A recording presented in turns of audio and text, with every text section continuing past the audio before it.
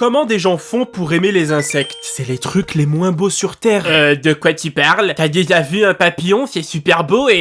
Bref, je n'aime pas les insectes. Et j'ai justement fait une vidéo il y a 2 ans par rapport à ça. Mais je ne suis plus trop fier de cette vidéo vu que bon, en 2 ans, mon niveau d'animation et de dessin a vachement augmenté. Je comprends que les insectes sont super importants pour notre planète et que sans eux ça serait l'apocalypse et blablabla. Mais pourquoi ils décident tous de venir chez moi? Est-ce que tu peux me l'expliquer, petite araignée? Est-ce que je sache? Est-ce qu'il y a de la bouffe pour toi chez moi? Non. Est-ce que tu m'aides à faire une quelconque tâche dans ma maison? Non plus. Alors pourquoi, dans ce vaste monde, tu décides de venir spécifiquement chez moi? Non mais c'est vrai, les insectes, vous êtes trop débiles. Pourquoi venir dans la maison de quelqu'un alors que vous savez qu'à 99% vous allez y laisser votre peau sous une sandale Adidas? Restez dehors. D'ailleurs, oh là là là là, mais les moustiques, vous vous croyez pour qui? À venir prendre notre sang et nous laisser des gros boutons, vous vous croyez pour... Est-ce qu'il est vraiment en train de faire un coup de gueule sur des insectes? Oh, tu sais, ça ne m'étonne pas. Le monde devient de plus en plus fou. J'allais presque oublier le sujet principal de cette vidéo. Aujourd'hui, j'aimerais vous raconter 2 histoires que j'ai vécues avec des insectes. Donc, installez-vous bien. Si quelqu'un est en train de vous déranger, faites-le disparaître de cette planète. Et commençons. Alors, si vous ne le savez pas, en 2022, je suis allé habiter pendant un moment chez mon oncle et sa famille. Et en venant chez eux, ils m'ont donné une chambre où je pouvais dormir et faire mes trucs dans mon coin. Parce que bon, dormir par terre, ce n'est pas trop mon délire. Mais, comme par hasard, et vous connaissez bien ma chance, la seule pièce de la maison qui n'avait pas de moustiquaire à ses fenêtres, c'était la mienne. Et du coup, j'étais bien conscient qu'en plein été à 30 degrés Celsius, je n'allais pas vivre tout seul dans cet endroit. La preuve, j'ai eu la visite de toute une famille de moustiques, de papillons de nuit, etc. Mais un jour, alors que j'étais en pleine fusion avec l'écosystème qui s'était créé dans cette pièce, je me suis réveillé le matin et j'ai vu un truc noir sur le plafond. Et je sais que ce n'était pas là avant parce qu'à chaque fois que je me réveille, je vois directement le plafond de la chambre. Mais je ne savais pas si c'était soit un insecte ou juste une tache qui est apparue de nulle part. Et du coup, j'étais en train de me concentrer pour savoir c'était quoi le truc. Et soudain...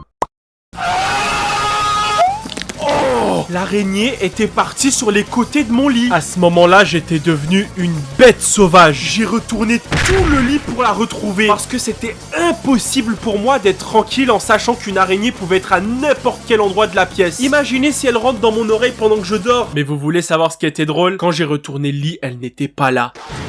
Oh, mais il se passe quoi là? Fais attention, ça se trouve on se fait cambrioler. Donne-moi la batte. Mais qu'est-ce que tu... Imaginez la scène. Moi, en caleçon à 9h du matin devant mon oncle qui tient une batte de baseball et qui voit littéralement toute la pièce retourner. Et en l'expliquant, on dirait un sketch. Mais ça m'est vraiment arrivé. Mon oncle et ma tante croyaient que j'avais perdu les pédales. Et je les comprends. J'ai fait un de ces vacarmes rien que pour retrouver une araignée. Et le pire dans l'histoire, c'est que je ne l'ai jamais revue. Les jours qui ont suivi, j'étais devenu paranoïaque. Je ressentais qu'elle était en train de me regarder, de me narguer dans un endroit de la pièce. Les araignées, c'est les insectes qui me font le plus peur. Et merci à Harry Potter qui m'ont créé cette peur avec Aragog. Non. Alors là, non. Tu viens de faire une erreur. Les araignées ne sont pas des insectes, c'est des arachnides. Comment tu peux te permettre de faire des erreurs alors qu'il y a énormément de gens qui regardent tes vidéos? Oh, regarde là-bas. Qu'est-ce qu'il y a?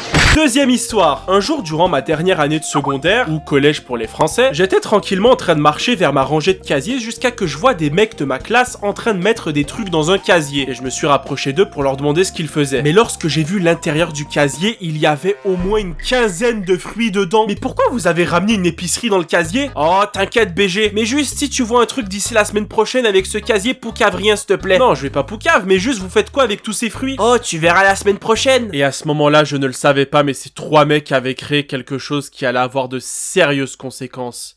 Et du coup, à votre avis, qu'est-ce qui se passe lorsqu'on laisse une quinzaine de fruits dans un casier clos et chaud pendant une semaine? Ça pourrit? Oui, bravo, mais pas que. Quand quelque chose pourrit, il y a un autre truc qui arrive. Oh, allez, c'est bon, t'es trop lent.